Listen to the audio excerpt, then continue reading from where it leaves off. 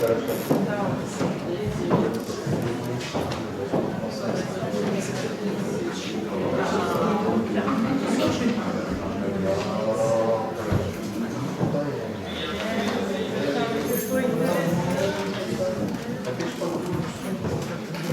vi que você estava falando. Andréia. Não.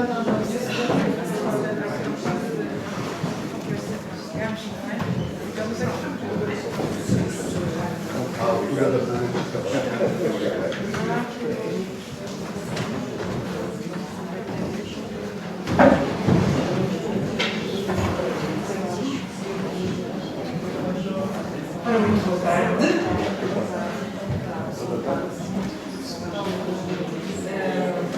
Eu vou propor à organização, presidente da organização do Lusofone, que os congressos passem a acontecer nas horas das refeições. De facto, se aprende muito, se conversa muito de uma forma informal com as pessoas que vêm até nós. E tem, de facto, um outro modo, nem imaginam que nós conversamos, eu e a professora Paula Menezes, e é, de facto, muito bom. Faz-me sempre lembrar que os banquetes são sempre momentos muito agradáveis, muito interessantes, de aprendizagem, de conhecimento, que às vezes aqui não conseguimos partilhar. Não vou atrasar mais isto, mais esta situação.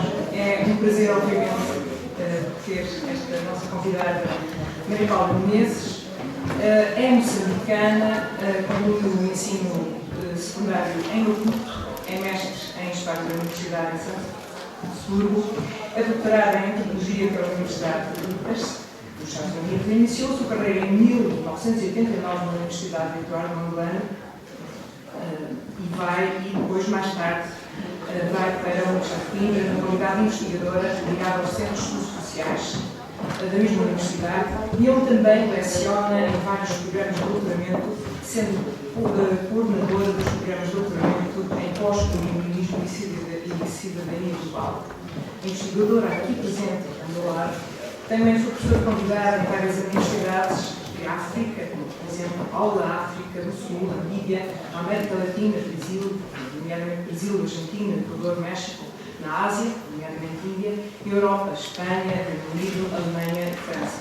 Atualmente, colabora ainda com a Faculdade de Artes e Ciências Sociais da Universidade de Eduardo Mondlane, num programa de mestrado em Antropologia e leciona na Universidade Pedagógica em Maputo, no programa de doutoramento em História Contemporânea. Os seus interesses de pesquisa centram-se nos debates pós-coloniais em contexto africano, pluralismo jurídico, no papel da história oficial das memórias e outras narrativas de referência nos processos identitários contemporâneos. Como investigadora, tem participado em inúmeros projetos de investigação e, no último, centrado nas relações afetivas durante a Guerra Colonial, a libertação, em Angola, em Guiné-Bissau e Moçambique. Enfim, podemos destacar da imensa bibliografia, da imensa literatura que tem realizado em artigos, muitos, mas vou só destacar alguns: os saberes feiticeiros em Moçambique, realidades materiais, experiências espirituais, ou ainda conhecimentos nascidos em las luchas, construindo las epistemologias del Sul, ou ainda Moçambique on the Movement, Challenge and Reflections. Só referir ainda que os seus trabalhos se encontram publicados em diversos países, incluindo Moçambique, Espanha, Portugal, Brasil, entre outros. Agradeço uma vez mais, mesmo muito, de facto, a sua presença e vamos escutar com muita atenção a sua apresentação, cujo tema Indo para o Sul, em português, encontros e desencontros. E que procura mostrar e observar as complexidades da noção da lusofonia através de um olhar atento sobre como o autor aborda o ser lusófono. Creio que vamos viajar por universos comuns e que levam desafios no sentido de se perceber que os processos de descolonização nos reportam a diferentes diálogos com o Sul, para alguns ainda faz parte do imaginário, mas que apresentam um passado, um presente que muitas vezes se assume através de diferentes realidades e experiências simultâneas, mas que exige uma releitura de forma que existe uma tradução cultural no meio para que possamos conhecer melhor todos estes processos, todas estas histórias que compreendem, no fundo, uma história comum. Vamos escutar com atenção. Muito obrigada. Boa tarde a todas e a todos, quer que aqueles que estejam online, porque nós estamos aqui numa conferência online, portanto estes tempos e espaços em que falamos em português são muito complexos, mas eu agradeço imenso o convite, agradeço a conversa que tenho tido com a Isabel e de facto eu subscrevo o que foi dito. As horas das reflexões são momentos muito mais informais, são momentos muito mais interessantes, em que nós estamos muito mais à vontade para falar daquilo que nos une, porque estas aulas, assim, um pouco, com licença. Já está. Estes momentos mais formais tornam um bocadinho assim uma espécie de divisória, e as divisórias nunca ajudam à conversa. De maneira que eu vou tentar aqui fazer justiça ao que foi apresentado da minha pessoa, mas há dois elementos que eu gostava de partilhar convosco. Eu estudei no primeiro e no segundo mundo, eu estudei na então União Soviética, eu estudei nos Estados Unidos e nunca me identifiquei com nenhum deles. E, de facto, eu acho que nós... Foi uma dos grandes desafios. Tenho aqui um colega meu desde a 7ª classe, o professor Francisco Noa, que é muito interessante, e nós passámos juntos várias coisas, uma delas foi o processo histórico. Foi um privilégio poder ter sido parte da opção da construção de um país e estar nessa transição. Mas uma das partes interessantes desse processo foi pensar Moçambique a partir de Moçambique e a ruptura que significou do ponto de vista da literatura, da história, com o passado colonial. Portanto, houve, com um projeto político muito discutível, com várias das suas implicações, uma decisão por parte do então governo de Moçambique de romper com a nossa ligação umbilical à questão portuguesa e construir Moçambique um pouco em ruptura e de costas voltadas para Portugal. Isto é só para explicar um pouco as especificidades dos mundos que falam português. Isso, sublinhando um pouco o que a minha colega já falou na apresentação anterior, a necessidade de nós conhecermos cada contexto e não tomarmos a parte pelo todo, porque cada caso é um caso e os processos de ligação são, de facto, muito complicados. E confesso que, quando a Isabel me convidou para este encontro, eu fiquei um bocadinho perplexa, porque, de facto, as minhas balizas sobre as lusofonias, esta coisa dos lusos daqui, dos lusos dali, não é, de facto, a minha praia. E tentei desafiar-me a mim própria a pensar a lusofonia como um espaço-tempo que precisa que a gente, de facto, pense sobre ele de uma forma coletiva, participativa, sobre o que é que nos identifica, o que é que nos desidentifica, o que é que nós conhecemos e, sobretudo, o que nós ignoramos. Porque se há coisa que me parece, deve ser o peso da idade, que me parece absolutamente fundamental é nós reconhecermos a nossa ignorância. E é a partir de momentos de ignorância que eu procuro dialogar convosco, porque cada vez mais aquilo que eu sinto é que eu conheço muito pouco. E conheço muito pouco porque o desconhecimento é aquilo que nos motiva a conhecer mais. Então é desta posição que eu parto e só queria partilhar com a colega que me antecedeu que na independência o grande grito era independência ou morte, venceremos. O grito do Ipiranga. Portanto, há muitas mais continuidades. Eu sou do Índico, não sou do Atlântico. Eu venho do outro lado com uma outra história que eu vou tentar tocar um pouco nela, mas sobretudo perguntar o que é a lusofonia para cada um de nós em cada espaço-tempo em que nós habitamos. Os espaços-tempo são muito diferentes. Mas para evitar cair em ratoeiras, e provavelmente já caindo, e de vez em quando vou olhar para o papel para não fugir muito ao tempo que aqui tenho, eu logo recebi o convite de resolver ir ao dicionário, sempre foi aquilo que os professores me ensinaram, vai-se ao dicionário, vai-se à enciclopédia quando não se sabe, e foi então ao dicionário da Academia de Ciências que me esclareceu de imediato que o uso remete essencialmente para o lusitano, com as afiliações associadas da lusofilia à lusofobia, mas a minha atenção centrou sobretudo no conceito de lusofonia, que remete, de acordo com o Dicionário das Ciências, da Academia de Ciências, sobretudo para a ideia de uma comunidade formada em torno da língua e cultura portuguesa. Ou seja, uma comunidade forjada com encontro com Portugal e com as suas culturas. Mas será assim?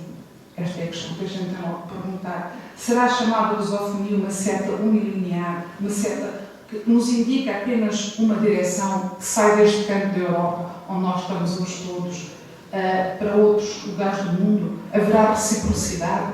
Afinal, nós temos vários espaços de tempo que colaboram, desafiam, se contestam mutuamente. Se há, então justifica-se de facto esta ideia que ainda está neste dicionário? Eu creio que isto são perguntas difíceis para as quais eu não tenho respostas adequadas. Mas espero sinceramente, nestes 2 dias, pós-refeições, sem refeições, à hora do café, à hora do chá, à hora da água, aquilo que for, nós consigamos ir construir e falando um pouco mais entre nós, porque o conversar é que a gente se entende, dizia a minha avó, e eu, como moçambicana, venho sobretudo de culturas de oralidade, onde a conversa é fundamental para construir redes de contacto e, sobretudo, uma coisa que eu aprendi, redes de confiança. Sem confiança não há diálogo. As pessoas partilham aquilo que esperam, que pensam que nós queremos ouvir. E a questão é que nós queremos, de facto, conhecer. E para conhecer é preciso termos coragem para colocar perguntas, para dizer, não parece que seja bem assim, olha, eu não entendi muito bem porque é que diz isso. E, portanto, a questão que eu pergunto é quais são as geografias e quais são os afetos que são transmitidos pela oralidade. Na minha escrita, nos trabalhos que eu venho falando, eu explico muito bem o meu lugar de enunciação. Muitas vezes está escondido porque há uma certa representação sobre a ideia da África, que eu tentarei explicar. De facto, nós estamos a falar de um continente com 55 países, 54 para a Europa, porque a Europa se recusa a reconhecer a República Árabe Saharaui Democrática, mas isso é um problema dos europeus, não é um problema do nosso africano. A República Árabe Saharaui está representada na União Africana. Portanto, há aqui questões que nós temos de facto de problematizar, porque muitas vezes quando olhamos para esta imagem quase de África como um país, e recomendo que quem estiver interessado, há um blog muito interessante que se chama Africa is a Country, vale a pena seguir, porque há assim, uma apreciação cínica das complexidades do continente. E o outro elemento que vem logo de imediato é que nós, em Moçambique, a exemplo de outros países africanos, temos uma questão que é o português como língua oficial e depois temos uma série de línguas nacionais que remetem para uma questão problemática que são as outras nacionalidades pré-coloniais, tendo em atenção que, sobretudo no contexto moçambicano, o colonialismo moderno chegou pós-Conferência de Berlim.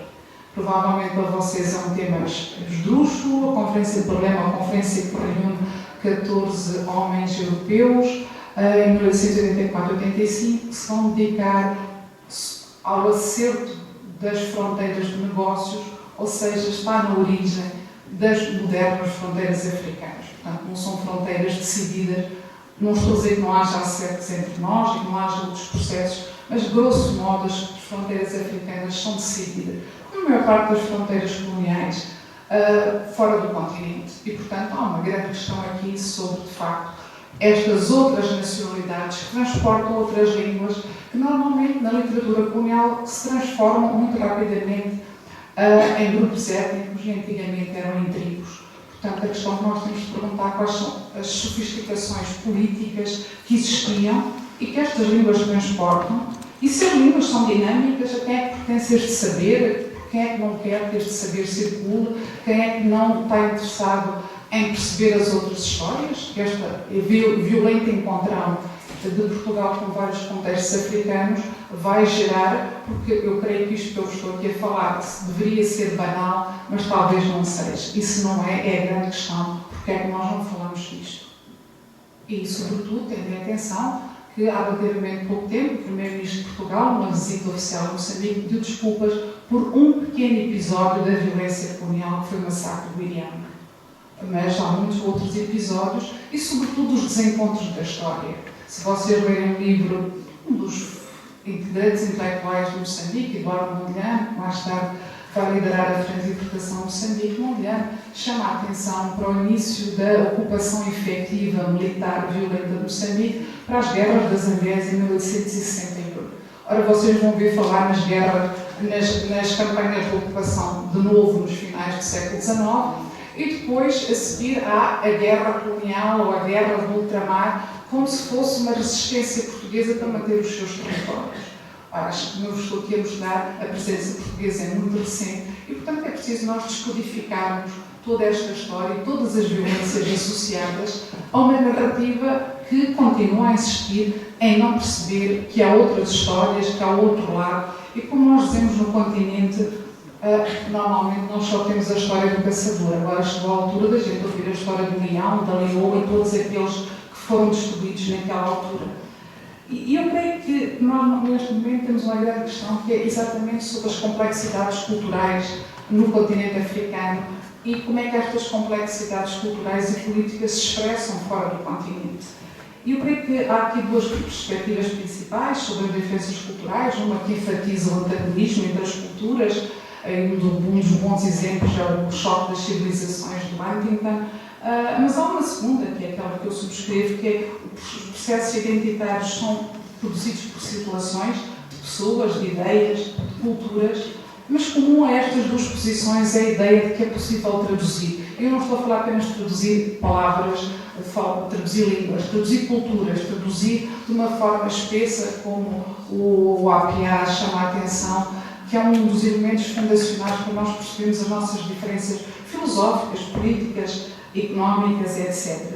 E, portanto, a tradução vai apoiar-se em circulações, mediada por línguas, mas é também este movimento, este processo de visitar e conhecer outro mundo, a partir dos saberes e perspectiva desses outros lugares, que nos dá, de facto, os nossos lugares de referência, os nossos lugares de enunciação. E é neste sentido que eu vejo as questões da identidade, sobretudo como questões de tradução permanente, em que eu tenho de explicar para fora, para cada um de nós, vocês, para mim, quem é que são naquele momento, face a estes contactos permanentes em que nós estamos envolvidos, e que são estes contactos que vão gerar confrontos, pontes, diálogos, apropriações, mas é isto que nos faz como seres humanos, como seres dinâmicos. E como vários autores sublinham, o papel destes centros de contactos na formação, transformação e reformulação das identidades é fundamental. Portanto, nenhum de nós é aquilo que era há 40 ou há 50 anos e o nosso processo de transformação continua.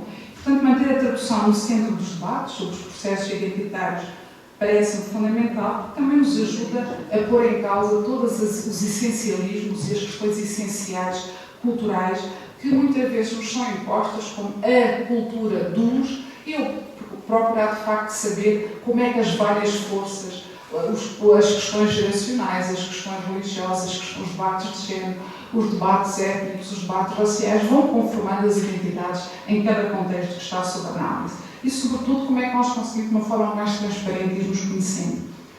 O que acontece, porém, é que aqui na Europa, onde eu estou agora a trabalhar, nós cada vez percebemos mais que a representação da Europa no mundo não é a representação que a Europa tem sobre si no mundo. Portanto, há uma representação do mundo sobre a Europa e há a representação da Europa no mundo.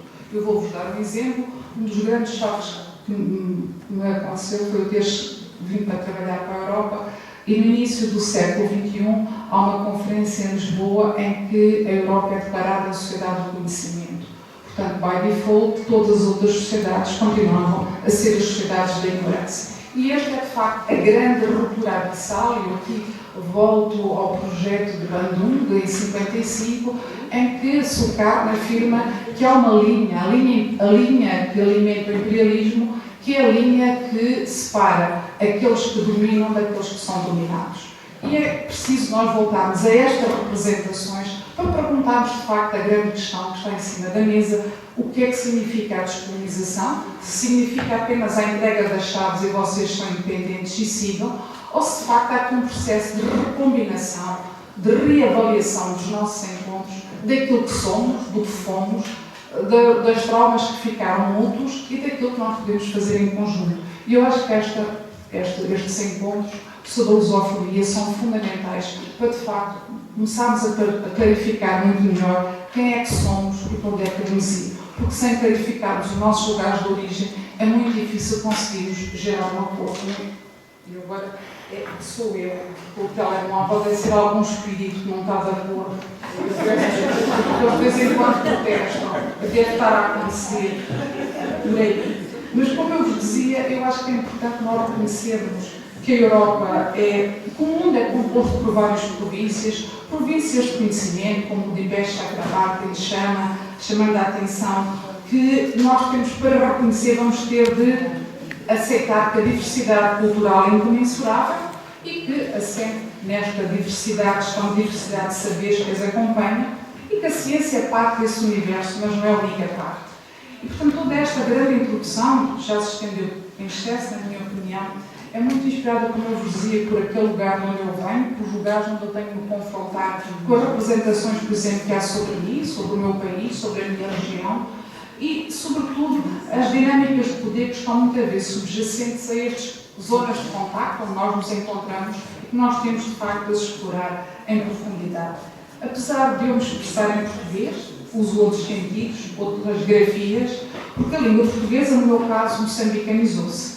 Afinal, é uma língua que também se escreve como se fala e transfere dentro de si, transmite dentro de si outras culturas. E esta é uma fatalidade que recai sobre qualquer língua, desde que essa língua no cotidiano seja confrontada com outras línguas que transmitem outras culturas. E são línguas, muitas vezes, que circulam no mesmo contexto geopolítico. E, portanto, eu estou a falar de um país que tem permanentemente a circular. Eu não conheço nenhum moçambicano ou moçambicana que só fala uma língua. A maior parte, e lembro-me de nós várias vezes falarmos na escola, as pessoas falam 3 ou 4 línguas com grande naturalidade. Porque nós circulamos, portanto, a tal ideia de que nós estamos plantados no mesmo local não é verdade, e porque circulamos temos de falar várias línguas. E isso é uma realidade muito interessante, muitas vezes nos escapa, porque as línguas transmitem culturas e transmitem a nossa vivacidade, a nossa capacidade de nos relacionarmos económica, política e culturalmente com outros lados. Inclusivamente línguas que não são só nossas. Só para vos dar um exemplo, em Moçambique fala-se o Gujarati, que é uma das línguas da Índia, que tem uma forte comunidade, sobretudo na região de Maputo, mas mais a norte de Climane, Nampula, porque tem grandes comunidades que são descendentes de Gujaratis, que é um estado hoje na Índia, e também falamos, por exemplo, muito de Kiswahili, que é uma língua de circulação no Índico. Isto só para vos mostrar que não são só as línguas daquele bocado que é Moçambique, nós temos outras línguas que são faladas e que vêm de outros locais, e essa é a nossa riqueza. Portanto, como eu vos digo, nós falamos muitas línguas e perguntar qual é a tua língua obriga-nos, obviamente, a remeter para a nossa língua de casa, mas não significa que a língua de casa seja a única língua que a gente circula.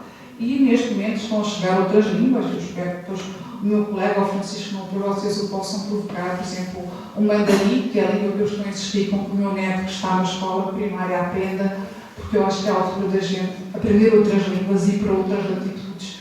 E eu, de facto, ando a fazer um esforço sério, mas acho que não estou a ter sorte, porque ele não me parece muito sensível às minhas interpelações, diz que já chega aquilo que ele aprende em casa. E eu não sei, às vezes a gente falha nos nossos prognósticos, eu acho que estou a acontecer isso. Então, isto é só para vos mostrar que qualquer um de nós, ontológica e epistemologicamente, reflete o contexto de onde sai, as suas raízes, ao mesmo tempo aquilo que quer ser. E muitas vezes, quando eu estava a pensar a sério neste texto, o que é que eu vos vou partilhar, para não ser um aborrecimento, eu, de facto, desconsegui selecionar as palavras. E reparem que eu usei uma expressão moçambicana. Eu desconsegui mesmo. É muito difícil partilhar convosco toda uma densidade cultural em relação à qual vocês não são próximos. E isto remete imediatamente para um exercício brutal, na minha opinião, de imperialismo académico. Eu estou-vos a falar de uma coisa, a impor-vos uma narrativa. Vossos não, meus. Não, é aquele, está um pouco. É outro espírito. Então é um espírito. A gente tem que fazer aqui uma cerimónia grande, porque os espíritos já estão em profunda comunicação e já vêm de outros contextos. Portanto, já estão ali. Tenho de chamar o meu tesouro para vir aqui dizendo, por favor, há qualquer coisa que estão os espíritos a transmitir. Mas, por exemplo, eu creio que nós temos palavras que são palavras comuns e que transmitem sentimentos que outras palavras não podem dar. Por exemplo, a palavra saudade. E eu creio que, apesar de moçambicana, a saudade é qualquer coisa que me marca. Eu tenho muitas saudades, muita coisa. E, por exemplo, durante o Covid, por razões várias, eu tive grandes dificuldades para ir a Moçambique, ver a família. E apesar dos Zooms e dos WhatsApps, e aqui estou a usar as expressões em inglês, mas nós também somos da Commonwealth, nós não temos grandes dificuldades em adaptarmos a vários ambientes linguísticos. Um dos factos de Moçambique é que nós estamos rodeados de países de língua inglesa e, portanto, obviamente, fala-se imenso inglês. Portanto, é um país da CPLP, mas também é um país da Commonwealth. Mas, sobretudo, aquilo que eu sentia muito, e talvez provavelmente muitos de vocês que já tiveram presentes na migração, experiências de migração, sentem a falta da comida. É na comida que a gente sente aquilo que é o lugar de conforto, aquilo que nos leva, como diria o Proust, aquela Petite Madeleine do Proust, aquele que nos leva aos lugares da infância, aos lugares de segurança. E, de facto, eu, por exemplo, senti muita falta da amboa, que é um dos pratos favoritos que eu tenho. E a tradução em português, eu fiquei surpreendida porque fui ao dicionário, e o dicionário, lá voltando outra vez às palavras, diz que em Moçambique a amboa refere-se a folhas de abóbora, a legumes, portanto é um prato feito com folhas de abóbora, é muito bom, com amendoim, etc., mas não vamos agora voltar à comida, mas que em Angola refere-se a mulher ou namorada. Ou seja, em português temos de adjetivar, temos de geografizar, para começarmos a ver este mar de encontros que é tão diverso, que apesar dos dicionários começarem a dar conta dele, cada lugar tem o seu sentido. E, portanto, eu não estou a falar de nenhuma namorada, juro-vos, eu estou a dizer que estava cheio de saudades, mas é de um prato, uma boa para comer à mesa com os amigos. Podia ser com chima, podia ser com arroz, mas a saudade era do prato de comida. E é isto que eu creio que é importante quando nós estamos a falar de Portugal e dos seus encontros com culturas no mundo, é também perceber o que é que Portugal transmite de si nestes outros encontros. Eu tenho de vos confessar que os meus grandes encontros com Portugal, portanto, como vocês viram, eu nunca estudei em Portugal, quer dizer, estudei em português, eu tenho ainda o diploma da 4ª classe do Estado Português de Moçambique, mas depois vem a independência. Portanto, foi o meu afastamento da realidade portuguesa, à qual eu já voltei muito tarde, estava já a meio do meu doutoramento, mas o que eu achei interessante é que eu contactei muito para representações de Portugal, sobretudo a partir de filmes e de literatura. E o Manuel de Oliveira, por exemplo, os filmes do mestre Manuel de Oliveira foram algo que eu procurei ver muitas vezes para tentar perceber o que era Portugal, do qual eu tinha saído e não tinha conhecido mais. E ele transmite, de facto, essa visão do ser português, do nascer ao mais triste, afável, mas humilde. E, portanto, isto são representações que eu tinha, que de repente eu cheguei à conclusão que não era bem assim. Mas também vos tenho que partilhar convosco, porque na minha escola primária, onde eu ainda não era colega do professor Francisco Noa, ainda era antes, a minha professora primária insistia que nós pauteássemos tudo, quando estamos a falar de contexto colonial, uma música que nos ensinava que os portugueses aventureiros são sempre os primeiros na terra e no mar. E a questão, provavelmente alguns de vocês saberão a música, mas isto podíamos também ficar aqui, não é uma provocação para a Isabel, mas de facto as músicas que nós trauteávamos eram as músicas que configuravam o Império. E portanto a figura tutelar portuguesa e as grandes colaborações, as grandes contribuições que Portugal tinha trazido ao desenvolvimento de Moçambique. Mas as questões que eu vos pergunto é, desde logo, mas os portugueses foram os primeiros na terra e no mar? Mas afinal, quem é que ensinou o caminho marítimo para a Índia, Vasco da Gama? Afinal, foi um piloto do Índico, cujos livros de marinheiro existem, são conhecidos. Existe um na Biblioteca Nacional Francesa e outro está na Saltykov Chibena, em São Petersburgo, e estão traduzidos inclusivamente. Portanto, nós temos que perguntar porque é que nós não lemos e não queremos conhecer. Porque é que não temos este desejo de conhecer mais. E estas ligações com o Índico ajudam a compreender que em Moçambique o português convive com palavras emprestadas de língua dos grupos banto, do que, por exemplo, vocês todos usam, que é a palavra minhoca, que é a única língua latina que usa a expressão minhoca, que vem de minhoca, que é cobra, qualquer um de vocês que venha das línguas sabe que ela existe, mas isto é um empréstimo, às vezes há empréstimos negativos, que é o caso, por exemplo, da expressão cafre. Cafre é uma expressão muito sintomática da deturpação e corruptela dos sentidos. Ser kafir significa não ser crente. E esta é a expressão muito interessante que vai estar presente em grandes descrições da costa oriental da África, o que significa que os portugueses, quando chegam à costa oriental da África, vão ler a costa oriental da África pelos olhos dos locais e não pelos seus próprios olhos. Portanto, eles vão dividir a população africana entre crentes e não crentes, o que significa que há a religião muçulmana presente na costa oriental. Portanto, o que vai mais tarde não legitimar a penetração colonial em nome da fé e do Império, porque de facto as religiões do livro estavam presentes em Moçambique. E é neste sentido que eu vos digo que é preciso começar a abrir a história e, sobretudo, começar a perceber o que é que nós não sabemos e o que é que nós perdemos quando não fazemos aquelas perguntas profundas à história, para as quais vamos tendo pequenas respostas, mas é importante fazer perguntas. Mas voltemos à lusofonia, sobretudo à lusografia, num congresso que tem tanta atenção dedicada à Craveirinha. Eu conheci o mestre Craveirinha, sobretudo à distância, quando o ouvi-los ler, mas ele, sobretudo, mostra-nos que é preciso perceber as raízes, as origens, de onde é que nós falamos e porquê é que nós falamos. Na sua poesia, o professor Francisco não falará muito melhor que eu sobre isto, Craveirinha fala de si, da sua pertença ao continente africano e, sobretudo, reivindica esse modo de despertar para o mundo a partir, sobretudo, da sua linhagem, da sua mãe. A sua mãe que vai ser o grande referência de toda a história, de todos os antepassados que entroncam naquela personagem que vai dar, de facto, as grandes referências culturais sobre o que significa ser moçambicano, o próprio movimento de reclamar uma negritude em Moçambique e, sobretudo, mais tarde, a sua pertença moçambicana, apesar dele falar perfeitamente a língua portuguesa e escrever em português. Reparem, sobretudo, que não é só o caso de Craveirinha, tal como Noemi de Souza ou Ungolano e Baca Coça, Craveirinha vai adicionar generosamente nos seus poemas, grafados em português, as saborosas palavras das línguas bantu de Moçambique. O Xibu, que é uma dança tradicional do Sul, e agora eu vou dar rapidamente alguns exemplos, mas poderíamos ficar aqui horas a falar sobre isto. A Xipala-Pala, que é a trombeta, feita de um chifre para chamar para reuniões, o Caringano ou a Caringana, portanto, nós começamos a narração de uma história, a Xingombela, que é uma dança das mulheres, alguns dicionários dizem que é a dança das donzelas, portanto eu não vou entrar aí em aspectos semânticos. O Kengalezé, que é a saudação à lua nova e a apresentação das crianças.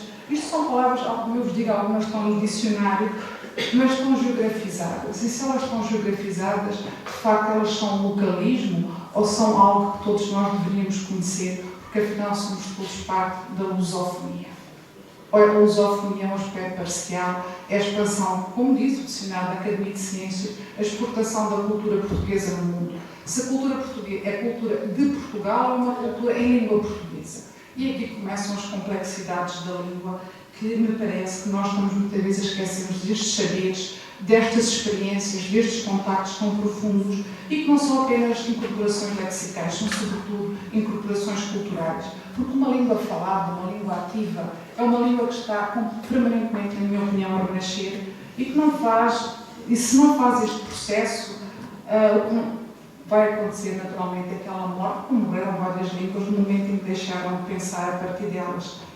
E isto leva-me também a dizer que cada um de nós fala o seu português. Em Moçambique há várias variantes, há colegas que trabalham sobre o assunto, mas eu creio que cada um de nós fala o seu português, tem a sua identidade, mesmo não sendo a minha língua materna, no meu caso é a minha língua materna, mas tenho outras.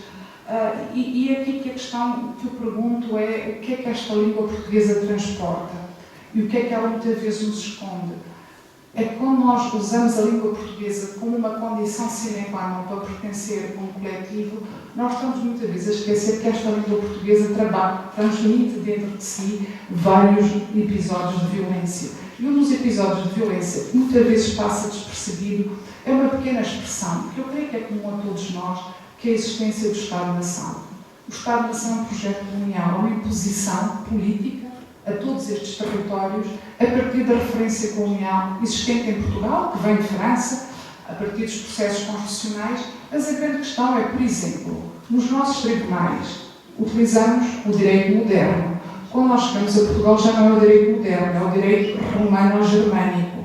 No caso de Moçambique, nós tivemos alguns contactos com os alemães durante a Primeira Guerra, no Norte, mas, quer dizer, colonização alemã não existiu, colonização latina muito menos. Porquê é que nós temos de usar o direito de matriz romana ou germânica?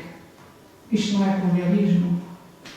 É que nós temos de começar a colocar as grandes perguntas em países como o meu, onde grande parte da população usa aquilo que se chamam instituições alternativas de resolução de conflitos, vulgo pluralismo jurídico. O pluralismo jurídico é uma fratura que a nossa sociedade tem ao não permitir que esta pluralidade de formas de resolução de conflitos, muitas delas partes de estruturas políticas complexas, sejam presentes com o mesmo poder tutelar que tem o direito moderno, que é um direito que emana da Europa. E quando nós olhamos muitas vezes para os códigos, vemos que grande parte daqueles códigos são extraordinariamente difíceis de traduzir para as línguas locais, para as línguas nacionais, porque os conceitos não estão lá. Isto é um exercício, sobretudo, se algum de vocês estiver interessado em discutir, em conhecer mais o assunto, está muito presente na África do Sul, porque a África do Sul declarou 13 línguas oficiais, creio eu. Não estou certa do número, andamos ali nos 13, 14. Tem o Afrikaans e o inglês, com muitos destes conceitos de jurisprudência já desenvolvidos, mas as outras têm de estar. Então, enquanto vocês veem como decreto lei em inglês tem 2 páginas, muitas vezes em Xixosa ou em outra língua, em Xindebel, ela tem de ter, por exemplo, o dobro das páginas, porque é preciso fazer conceito, porque o conceito não existe. E isto mostra muito bem como é que há esta intervenção colonial que ainda parte numa direção só, mas não parte na outra. E, portanto, a questão que eu pergunto é, nós passamos a vida a fazer acordos internacionais, afinal, os acordos internacionais são muito nacionais, porque são feitos a partir dos parâmetros produzidos na Europa. E esta é uma questão importante para a gente perguntar, afinal, o que é o internacional. Onde é que parte a ideia do internacional? Não estou a pô-la em causa, nós temos é de conhecer as suas raízes, porque não é só uma questão de língua, é uma questão dos conceitos que a língua transmite. E, portanto, eu creio que aqui há um grande desafio que um professor com que eu trabalho, o Boaventura de Sousa Santos, nos coloca, que é pensar a partir do sul, sobre encontros e desencontros, silenciamentos e encobrimentos, que se nós não conhecemos estas geografias e os conhecimentos que estas geografias transmitem, nós não vamos conseguir compreender a complexidade das lutas que vão acontecendo a sul. E há bocado já estávamos a ver no caso do Brasil, que falamos, afinal, não há uma independência, há um processo de independências, e isto são as várias lutas que reclamam entrada na história, entrada no panteão da legitimidade política destes atores e destas agentes de transformação política que são tão importantes. E, portanto, quando a gente vê, por exemplo, no caso, voltando ao Craveirinha, no Museu da Mafalala, que é o bairro de Craveirinha, vemos que o Craveirinha procura, na descrição que ele faz deste bairro, então um bairro da periferia, um bairro dos subúrbios negros de Maputo, dar espessura a esta história, contrapondo a uma narrativa que exaltava sobretudo a cidade de Lourenço Marques, que é uma cidade colonial. Mas, sobretudo, o que eu acho que é interessante na leitura do Craveirinha é a construção do projeto nacional, estamos a falar dos anos 60, em que havia uma guerra nacionalista, mas dentro também havia uma outra frente, que era uma frente de reivindicação política, onde o qual Craveirinha vai ser parte, e vai ser preso por causa disso. Ele tem uma epístola na Fonde, onde ela diz que os macondes ganham alma de cena, os cenas sangue de ronga, os ronga olhos de macua, os macuas gritos de choque, e os chopes ilhas de zul. Mas, ao mesmo tempo, o poeta não fica só em Moçambique e procura fazer ligações ao mundo, transmitir-nos a força que alimenta a luta que na altura existia em Moçambique e que hoje continua. Ele fala-nos, por exemplo, dos campos da Coreia que ficaram órfãos sem arroz, ou das sepulturas de guerreiros coreanos. Em suma, como ele nos diz, num verso muito bonito, todo poeta que é preso é um refugiado livre no universo de cada coração na rua. Ou seja, ele promete-nos para esta ideia de que, mesmo preso, nós continuamos a pensar, temos o direito a continuar a pensar para além dos muros que nos fecham e, sobretudo, como Enéa de Sousa tinha chamado alguns anos antes, nós não temos de ter aqui piedade sobre nós. E ela diz na Moça das Docas, viemos e, para além de tudo, sobre índicos de desesperos e revoltas, fatalismos e repulsas, trouxemos a esperança. E eu acho que este é um elemento absolutamente fundamental para compreender as transições a sul. É um movimento de esperança, não é um movimento de fatalismo. Nós temos de continuar com a nossa vida e, sobretudo, e agora também não vou entrar aqui na questão, é que são, sobretudo, as mulheres que agarram esta questão da recomposição do tecido social, no agarrar das pequenas lutas, como o Ramachandra Guru nos chama a atenção, as pequenas vozes na história, que nós muitas vezes não chamamos a atenção, não prestamos atenção, porque estamos habituados a ver as grandes imagens, e as grandes imagens são, sobretudo, grandes episódios de violência, normalmente com grande composição masculina. Quando nós perguntamos às mulheres o que é que fez na altura da independência, não fiz nada, eu continuei a fazer aquilo que eu sempre fiz. E a gente pergunta, mas o que é que sempre fez? Eu alimentava, eu passava informações, eu ajudava a esconder pessoas. São aquelas pequenas narrativas que a gente precisamos começar a ter os nossos ouvidos sintonizados para a ver. E isto tem a ver também com esta ideia que eu estava a dizer, de aprendermos a escutar profundamente, Porque eu creio que as grandes narrativas, sobretudo aqui em Portugal, que continuam presentes, são narrativas ainda sobre as descobertas e as grandes explorações e, sobretudo, neste caso, nós perdemos o sentido da viagem. A viagem como um encontro horizontal entre pessoas, e nós passamos a ver a viagem como a imposição do conhecimento, uma narrativa interpretativa e, sobretudo, o que isto traz, que é, de facto, a presença colonial. Nós continuamos com uma leitura colonial desta história dos nossos encontros e desencontros, que não conseguem reconhecer, de facto, esta complexidade cultural, jurídica e económica que está na origem também dos nossos Estados. E eu, só para não pensarem que eu estou a divagar, eu vou-vos mostrar, por exemplo, 3 excertos pequenos sobre preferências do início do século XX. Primeiro é a questão que o indígena não tem noção de tempo. O indígena não tem noção de tempo e é raro aquele que fala da sua idade ou que tem mais ou menos a memória os fatos mais importantes que se dão na sua vida, tais como guerras, a presença de uma ou outra autoridade, etc. Mas não é isto que todos nós fazemos. Mas porquê é que eu tenho que catalogar aquela pessoa como indígena sem noção de tempo? E assim se naturaliza a ideia de uma sociedade sem história, de que, por exemplo, os grandes teóricos da Faculdade de Direito da Universidade de Coimbra, Manuel Joaquim Sousa, vai defender que a colonização tem o dever de difundir a civilização em países de evolução mais atrasada e é uma forma de subtrair regiões do mundo à violência e à anarquia dos costumes primitivos e faz com que seja legítimo que os povos europeus devam impor a sua direção, a sua língua, os seus hábitos, os seus votos a territórios extensos fora da Europa. Estou a falar do início do século XX e eu pergunto se nós alterarmos profundamente a leitura que nós temos muitas vezes das intervenções, por exemplo, a nível de políticas externas da União Europeia, dos países que integram a União Europeia, ou de muitas das organizações não governamentais que trabalham com estes outros lados. Portanto, a questão que está aqui é o que é que nós sabemos de facto sobre o outro lado. Conhecemos ausências ou conhecemos corpos presentes que transportam nos seus corpos saberes, experiências, lutas, assuntos? Eu creio que esta é a grande questão que eu aqui vos coloco. Resumindo, por exemplo, uma questão que eu acho que é interessante para um debate futuro, a necessidade de nós pensarmos com a nossa cabeça, que é o grande desafio que a Amílcar Cabral nos vai colocar, mas que é de facto um desafio profundo de recuperação da história, recuperação das raízes, que vai estar em grande parte das lutas nacionalistas que são geral no continente africano, sobretudo depois da Segunda Guerra Mundial, é sobretudo um reclamar de uma história, de uma pertença ao mundo e de um contributo de saberes, de experiências para um mundo maior. Nós estamos hoje aqui a falar, graças a uma linguagem de computadores, 01. Como vocês todos sabem, a numeração 1, 2, 3, 4, 5 não é europeia, é fenícia e árabe, e o 0 pertence a 3 civilizações, nenhuma das quais é europeia.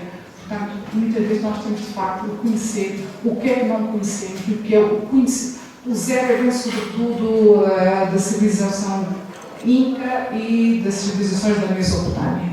Portanto, o que é que nós não sabemos, porque é que nós apagamos e porque é que, como diz o Jack Goff, o que é que acontece com o roubo da história? Quer dizer, há uma história determinada, que é uma história da singularidade, da excepcionalidade europeia, que se faz sobretudo a partir deste roubo. Portanto, o que eu vos queria aqui dizer, agora já na parte mesmo final do meu trabalho, é afinal o que é o sentido da África. Como é que nós identificamos e analisamos as identidades, as linguagens, as culturas que serão capazes de dar conta desta complexidade enorme, que são 55 países, mais de, uma vez que eu vi, 1350 línguas, etc.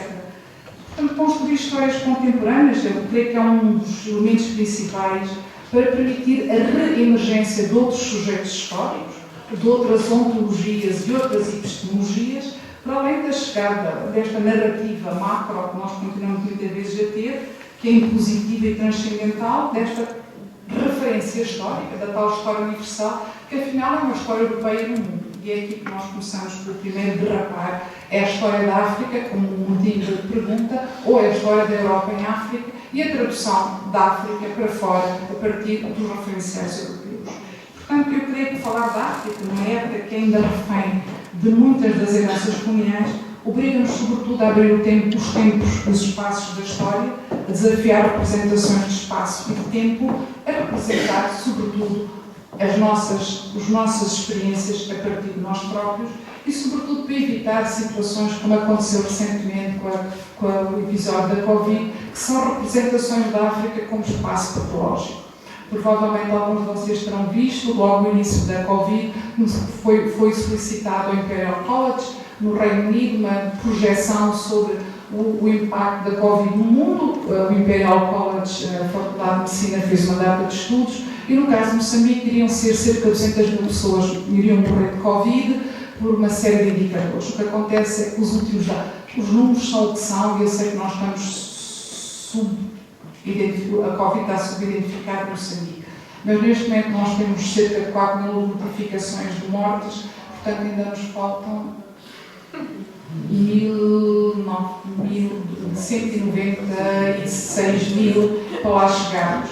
O que acontece é que nós nos esquecemos que a malária continua a matar, que a tuberculose continua a matar e, portanto, mesmo dentro do campo do conhecimento, o que acontece é que quando há uma identificação europeia do problema africano, a nossa voz não está presente.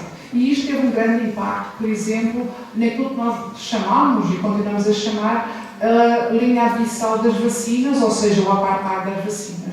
Durante o primeiro ano, as vacinas que vão ser produzidas a partir da descodificação do genoma do SARS-CoV-2, com a participação de investigadores e investigadoras presentes em todo o mundo, do continente americano, a norte e a sul e a centro, da África e da Ásia, vão ser apropriadas pelos grandes laboratórios do norte e as vacinas vão ficar, sobretudo, para as pessoas que habitavam o norte. E isto é uma questão que nós temos de perguntar. É que o conhecimento que está na origem das vacinas era um conhecimento que foi colaborativo e onde todos participaram, de vários níveis de laboratório. E, portanto, a questão que aqui se pergunta é, afinal, qual é o nosso direito a viver, que é uma questão que começa a ser cada vez mais colocada no Sul, e, como Mia Couto diz, contra factos só argumentos. E, portanto, começa aqui a grande questão, quem é que tem o direito a definir o que é democrático e o que é justo, se de facto nós vivemos em sociedades democráticas, onde o conhecimento é partilhado por todos, se os bens estão disponíveis para todos, se o acesso à cidadania, a cidadania económica, política e social está disponível para todos. Nós falamos muitas vezes na questão dos direitos humanos, mas não falamos nunca dos direitos a medicamentos, que era a grande questão que se colocava aqui, o direito a viver ou morrer no caso do Covid. E, portanto, eu creio que esta distância silenciosa, que nós, isto é uma expressão do Eduardo Said, que nós costumamos muitas vezes usar em relação ao continente africano, mostra ainda muito bem esta linha provocada chamada aflição que existia. Mas eu creio que há outras questões que são interessantes, e é esta mesma a minha última menção, porque eu confesso que não me identifico muito, por exemplo, na expressão PAOP, os países africanos de língua oficial portuguesa, porque a maior parte de nós tem outras línguas, a língua portuguesa é uma língua oficial, mas sobretudo é porque nos empacota todos dentro das mesmas referências. Eu confesso que já trabalhei em Angola, nunca pus os pés em São Tomé e Príncipe, talvez porque uma das minhas melhores amigas seja São Tomense e eu possa vir a arranjar desculpas para lá não ir, mas também temos as questões de Cabo Verde, de Timor-Leste, etc. Portanto, porque é que eu estupidez de Cabo Verde e de São Tomé e da Guiné, onde eu fui muito pouco, portanto não tenho legitimidade nenhuma para falar sobre aqueles territórios. Porque é que me atribuem uma identidade à qual eu não pertenço? Por exemplo, vocês vão ver muitas vezes estatísticas em Portugal sobre os presos. Nós normalmente somos presos dos PAOP, não há identificação dos locais de origem. Portanto, há aqui, obviamente, um viés racial e colonial nestas representações que eu creio que nos obriga a pensar aquilo que o Suleiman Bashir Diagne chama o problema das prescrições a partir do norte global, que tentam, de facto, construir uma representação do mundo e definir de uma forma vertical o que é que são os universos. E os universos são, de facto, os universos desenvolvidos pelo Atlântico Norte, para aquele pequeno mar onde circulam alguns conhecimentos, mas nós não temos grande sensibilidade para, de facto, perceber este universalismo ideal, um universalismo tendencialmente horizontal, de conhecimentos que circulam pelo mundo, que atravessam mares, atravessam desertos, atravessam continentes, que é isso que, de facto, nos marca aqui. E, portanto, o que é que nós temos muitas vezes nestas conversas? Temos a música, que eu não sou especialista, não vou entrar em territórios que eu não conheço, mas também tenho a ideia da comida, que é um dos grandes campos epistemológicos onde nós normalmente entramos, porque é esse grande peso que vem dos tempos dos filósofos da antiga, de Platão, etc., em que as grandes referências para nós aprendermos o mundo são a visão e a audição, e, portanto, os outros sentidos humanos são inferiores e normalmente é o território das mulheres. Eu acho que não é assim, e vou me deter num pequeno caso que provavelmente vos chamará a atenção, de uma tradução intercultural, de um grande encontro cultural, de um grande momento de resistência, mas provavelmente para vocês, por causa da diferença linguística, não vos é apreendido. As receitas culinárias, normalmente as receitas são orais, mas são um arquivo enorme de conhecimentos e de experiências. Em Moçambique, com a independência, chegaram à cidade outros sabores. E um deles foram as badias. O Francisco está aqui, vai dizer que é verdade, que nós de repente começámos a comer sanduíches de pão com badia. Era um prato de sobrevivência quando nós éramos estudantes. As badias são um frito feito a partir de feijãozinho, que tem vários temperos, etc.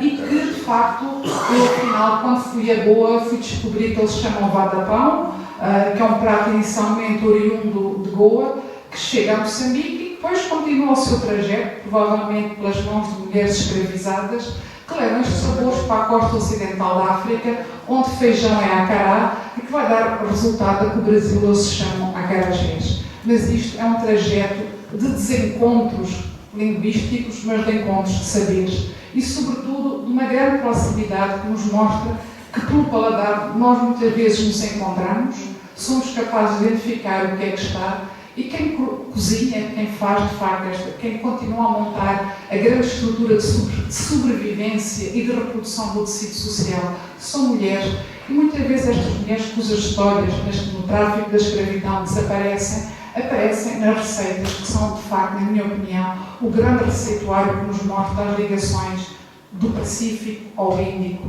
e passamos depois ao Atlântico, que é mais ou menos, normalmente o circuito vai nesta direção, mas não pensem que não vai na outra direção, porque apesar de nós sermos os grandes, neste momento, os principais produtores de castanha de caju, a castanha de caju vem do Brasil, inicialmente para Goa, para sustentar territórios em erosão, e de facto nós neste momento somos os produtores, tal como a Guiné-Bissau. Portanto, os sabores circulam, há contactos culturais muito mais profundos do que a língua, e eu acho que é este o grande desafio que a lusofonia tem que enfrentar. É conhecer para além das palavras, para além das geografias muitas vezes reduzidas a espaços geográficos marcados pela interpretação parcial de um determinado Portugal no mundo, e afinal o que nós queremos é conhecermos a partir e com a língua portuguesa, nas suas várias modalidades, nas suas várias variantes. E muito obrigada, desculpe os 5 minutos a mais.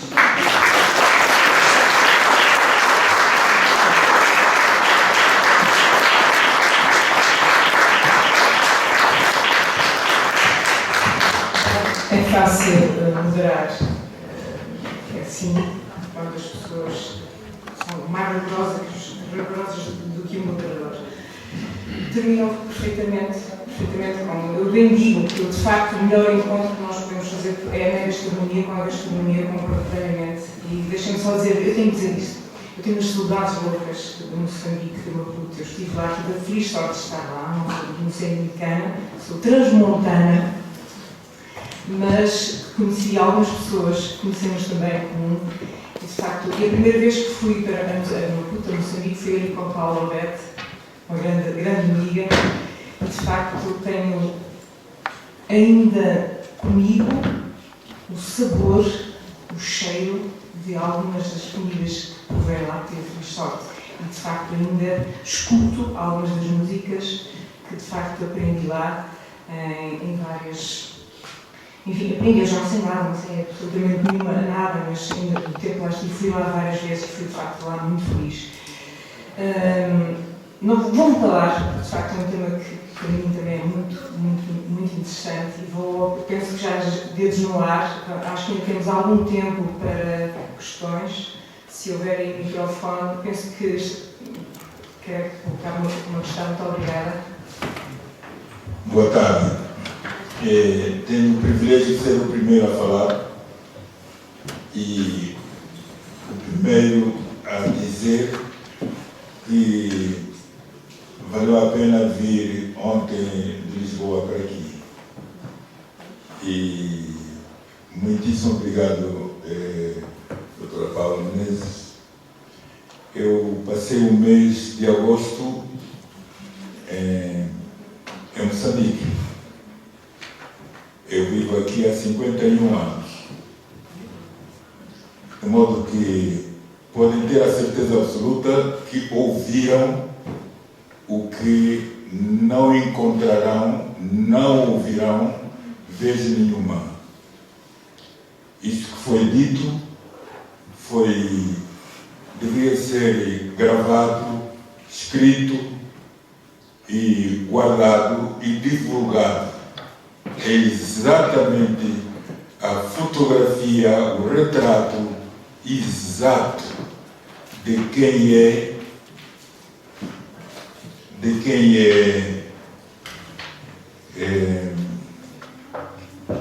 analista, de quem é político, de quem é sensível, como Carabeirinha e outros mais. Eu, quando estava a falar, sempre a chorar. Tenho 77 anos, mas ainda tenho tempo para poder chorar. Tenho 77 anos. Eu, quando vim para Portugal, tinha 25 anos. O que nós ouvimos é sagrado, é muito sagrado, é sacratíssimo da informação, da história, da realidade. Porque eu identifico-me com o que disse. Às vezes eu tenho dificuldade de dizer lusófono ou lusofonia. Tenho 77 anos. Tenho que fazer um grande esforço. Porque depois de ouvirmos o Brasil e ouvirmos o que a doutora Paula Menezes disse, eu terei um trabalho, uma dificuldade de amanhã eu vou apresentar um tema bastante duro, que tem a ver com o roubo, fala-se concretamente, roubo da cultura africana no tempo colonial. Vou falar de arte que está nos museus da Europa, África e América. Se alguém cá estiver, vai ver. Vou me conter um pouco da minha emoção. Mas a realidade tem que ser dita como a doutora Paula disse. E disse com grande dignidade, com grande conhecimento, com grande... Eu sinto-me orgulhoso, porque sou moçambicano, orgulhoso por saber que alguém está comigo e eu estou com alguém. É só isso que eu queria dizer. Não tenho dúvidas nenhumas. Eu quis falar não para dúvidas, para vos alertar do que acabaram de ouvir. É da coisa mais solene que poderiam ouvir, sem desfazer nada do que ouvimos e do que havemos de ouvir. Muito obrigado.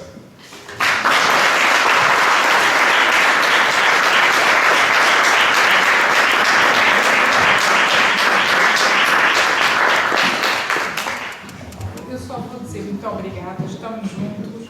O meu representante eleito também foi uma das pessoas que votou nas eleições. Mas isto são as pequenas histórias da comunidade moçambicana. Mas tenho muito orgulho de ter aqui o nosso representante. Muito obrigada. Não sei se há mais alguma questão. Estamos no passo do intervalo. Muito obrigada uma vez mais. Sim, muito bem. Peço desculpa. Temos além mais uma jovem com alguma questão pertinente. Cuidado dos nomes.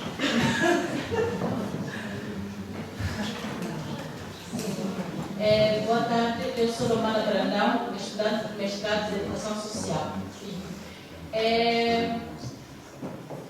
Eu sou santomense, então eu sou Santo Tomé e Príncipe. Tem essa questão de variações linguísticas. Ultimamente me encontro assim, não sei se é frustrada, ou se é triste, ou se é meio tensa, porque eu sou escritora, eu não posso dizer sou escritora, eu escrevo. parece que as pessoas gostam daquilo que eu escrevo. Então, eu tenho, mesmo aprendendo português desde o início, eu tenho dificuldade com a língua portuguesa, muita dificuldade, porque falo uma variante e os meus colegas falam outra variante e a minha turma tinha variantes de várias variantes. Então, tinha angolano, moçambicano, guinense, santomense, brasileiros, chineses. Então, eram muitas variantes numa turma. Então, não sabíamos qual era a variante que era certa ou qual que era errada. Então, quando eu comecei a escrever o meu livro, eu estava escrevendo com a minha variante, usando o crioulo anguené e o crioulo foro. No Santo Tomé tem 5 crioulos, eu falo 2. Então, eu estava a usar os 2 na escrita do meu livro. Então, vi-me confrontada na correção dos livros, porque algumas pessoas que fizeram a correção estão a dizer isto está errado, isto está certo, isto não pode, isto não pode. E eu acabei cedendo, né? Porque, na verdade, quem está certo e quem está errado? A pergunta é essa. Depois a minha pergunta a outra é, como o professor Maria Paula, essa que eu escrevi aqui. É possível falar de uma criação na cultura bantu, centrando nos valores bantu? Eu com 26 anos, é possível nós falarmos assim, daqui a 26 anos eu vou poder ver na África verdadeiramente os valores bantu? Será, professora? Obrigada pela pergunta, que é uma pergunta que só ela dava para a próxima conferência. Portanto, Ana, a próxima conferência vocês organizam em São Tomé e a gente vai lá. Mas vou dar 2 respostas. Em relação à questão linguística, o problema do cânone é terrível. Como eu dizia, no caso moçambicano, várias variantes também estudadas, mas eu vou contar a minha experiência pessoal. Eu trabalho muito com médicos tradicionais, vulgo curandeiros, e se cada vez que eu quero publicar entrevistas, certos de entrevistas, eu tenho literalmente guerras com as pessoas que estão a editar os livros, porque eles querem que os curandeiros falem o português pristino académico. Eu digo, não, desculpem, os senhores falam português, o português deles e delas, e eu não tenho direito nenhum a interferir na forma como eles escrevem, porque aquela forma de falar transmite uma determinada interpretação da língua e mostra como a língua é diferente e é aplicada noutros contextos.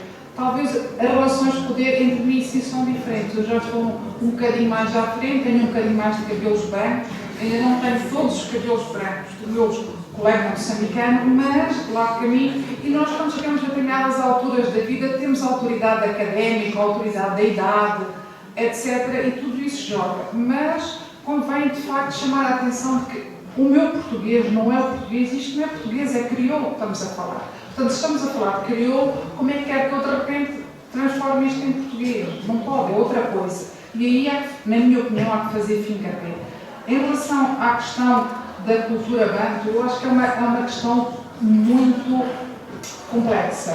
Porque a própria noção de bantu é homem, os homens, é uma invenção colonial, no sentido de tentar produzir uma uniformidade linguística e supostamente cultural africana. O que acontece é que há vários grupos linguísticos dentro do continente africano. Por exemplo, todos os grupos Khoi e San na África Austral são autónomos, são dos mais antigos do mundo, têm línguas autónomas. No caso, Moçambique também há línguas autónomas. E depois temos o outro grande grupo que está um bocadinho a norte de nós, que é o Niloto-Cordofânico, que já são outros grupos linguísticos, a zona do Uganda para cima. Portanto, nós estamos a falar de uma África muito complexa, com muitas línguas, e que numa altura em que se quis, isto é a minha interpretação, a minha hipótese, que se quis ser politicamente correto e dizer, pronto, agora não podemos dizer África Negra, vamos dizer África Bantu. Mas, mais uma vez, a criar uma cultura comum, que de facto há raízes linguísticas comuns, mas do ponto de vista cultural são extraordinariamente dinâmicas e com muitas ligações. Seria quase o mesmo de eu dizer, para explicar aos colegas aqui, pronto, vocês têm uma cultura latina e ela é comum e é mais ou menos semelhante entre Portugal, de Portugal até a Albânia, vocês são todos iguais. Porque vocês falam todas línguas de matriz latina e vocês vão dizer, desculpe lá, há aqui alguma complexidade. Portanto, há questões comuns, mas também é preciso conhecer a complexidade de cada uma das regiões. De outra forma, nós corremos o risco de facto, transformar a África num país. E nós não somos um país. Somos os continentes com maior crescimento. Acho que em 2050 vamos ser o continente com o maior número de jovens. Portanto, acho que vale a pena, como se diz, a luta continua, a reivindicar esses outros estatutos culturais e linguísticos, porque o mundo pertence aos jovens e, sobretudo, aos jovens da África. Portanto, muito obrigada, Lama, pela pergunta, mas força.